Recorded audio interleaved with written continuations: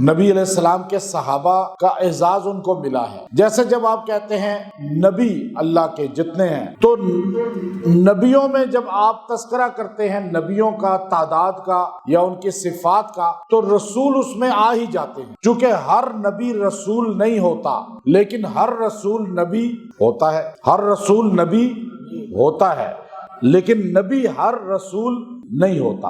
ہر اہل بیت رسول صحابی ہوتا ہے لیکن ہر صحابی اہل بیت نہیں ہوتا۔ اب بات سمجھے ہیں؟ آپ جب کہتے ہیں صحابہ تو اس میں اہل بیت آ گئے۔ آپ جب کہتے ہیں نبی ساروں کو سلام لے رہا تو رسول اس میں آ گئے نا۔ اب آپ کہیں جی آپ نے رسولوں کا نام ہی نہیں لیا، آپ تو رسولوں کے منکر ہو گئے۔ آپ کہیں گے میں رسولوں کا منکر نہیں، جب میں نے کہا انبیاء پر میرا سلام تو مطلب کیا ہوا؟ رسول آ گئے نا اس۔ جب آپ نے کہا صحابہ کو میرا سلام تو اہل بیت تو اس میں آ گئے۔ بات سمجھیں آپ؟ اب یہاں پر کچھ لوگ ایسے ہیں وہ کہیں جی ہم خالی رسولوں کو مانتے ہیں، نبیوں کو نہیں مانتے، تو وہ مومن ہوں گے؟ چونکہ خالی رسول تو 313 ہیں، روایات مختلف ہیں، اولو العزم 5 کا ذکر کیا۔ اب 313 کو آپ مانیں گے، 1.25 لاکھ کو نہیں مانیں گے تو آپ مومن نہیں ہوں گے۔